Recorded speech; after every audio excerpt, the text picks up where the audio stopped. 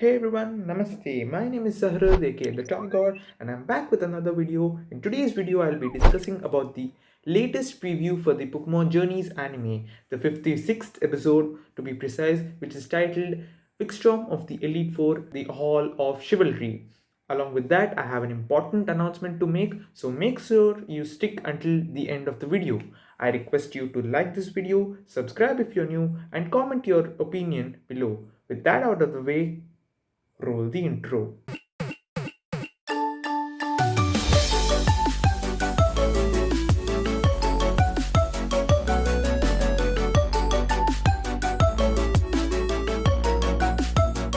So the latest preview left me in guesses. We all thought that this was going to be a coronation series battle between Ash and Wickstorm, but as I discussed in an earlier video, it wasn't the case. So we begin the preview with a castle that somehow looks similar to the Elite Four castle in the XY games. Not exactly the same, but it's like a parallel.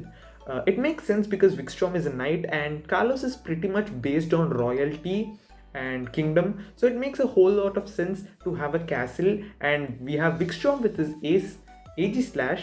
Aegislash is also his ace in the games. I had a hard time beating Aegislash, so that's also making an appearance. Now the setup looks like a challenge. Both Ash and Go are dressed as knights in armor, along with and Scyther. We see Pikachu is out of action, and it looks like this challenge is only for one Pokemon only, with the key point being Knights. Hence the choices for Ash and Go make sense, look obvious. We see Wickstorm's Probopass again.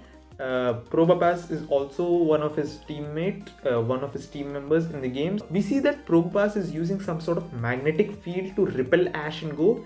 It seems like a part of the challenge they are facing. No, it's not telekinesis or psychic as people are discussing online. It has, because Probopass cannot learn psychic or telekinesis. This has something to do with magnetism.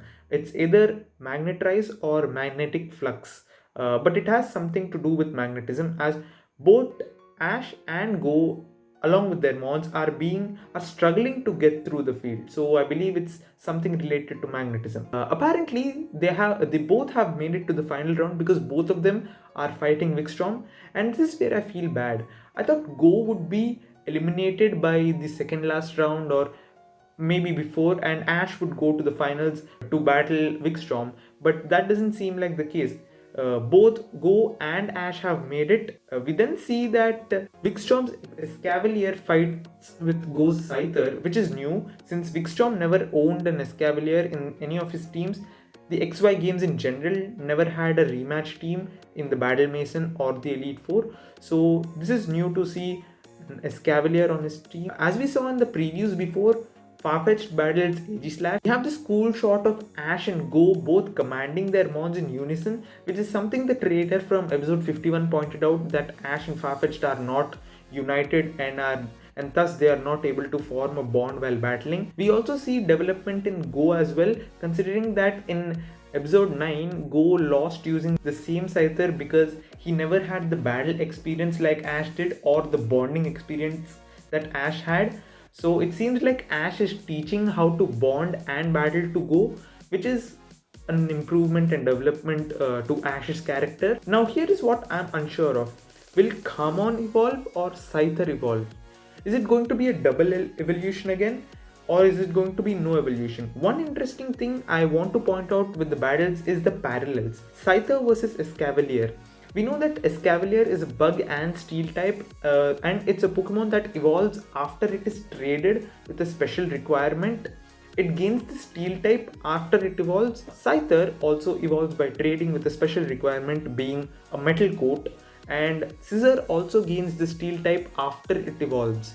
So this seems like a parallel between Go's Scyther and Wickstorm's Escavalier, maybe setting up Go's Scissor in the future. Another parallel is Aegislash is a sword and shield Pokemon. It is the sword and shield Pokemon, and even in the preview we see it using its shield to defend and its sword to attack. Farfetch'd, when evolves into a Sirfetch'd, has a sword and a shield. Coincidence? I think not! Although one can argue that Go needs to trade to evolve his Scyther into a Scizor, but the anime has been pretty inconsistent with its trade evolutions. Misty's Politoed evolve without trading, but we also had Jesse's Gorgeist evolve by trading. So the anime has a lot of inconsistencies with its trade evolutions. That's probably the reason why Ash's Boldore never got to become a Gigalith. Also, since Go is based on Pokemon Go, I don't think he needs to trade. Pokemon Go doesn't need the requirement of trading Scyther to evolve into a Scizor, it just needs an external item like a metal coat. And judging by the preview, Scyther has a metal armor, so that could be a replacement for the metal coat requirement. I don't know whether or not Ghost Scyther will evolve into a Scizor. If it does, I'll be shocked to see that. Go has a Scizor before Ash has a Surfetched.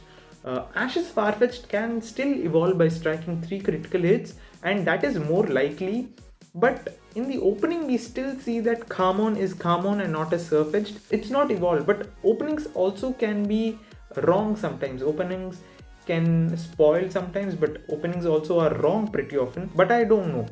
I want Ash to have a Surfetched because it is a true knight, and judging by this preview, it seems to relate to knights and chivalry, and Ash's Farfetch'd needs that chivalryness. Is that even a word? Royalty, loyalty of a knight, that chivalry. I want Ash to evolve his Farfetch'd into a Surfetch'd, but the question is when. I wish it is in this episode, but who knows. Anyways, that is the end of the discussion. Now for the announcement. I think this will be the last time I shoot here. From tomorrow, you will see me shooting over there. I'll put the picture somewhere on the screen. I'll be shooting over my showcase with all my toys in it, and I'll also have another person joining me. It's going to be the Dragonite I have. This Dragonite is going to join me in the videos, and I also decided to change the time slots as well. I will upload the preview discussion before Friday's episode review.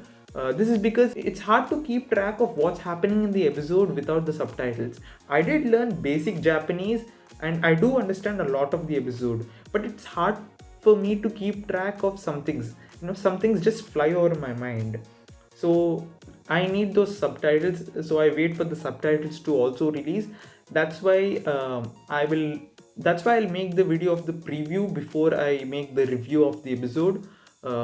Yeah, I think that's the announcement. Thank you guys so much for watching this video. Please like this video, subscribe if you're new, leave your comments below, and I love you guys so much. Let's meet in another video next time. Until then, namaste.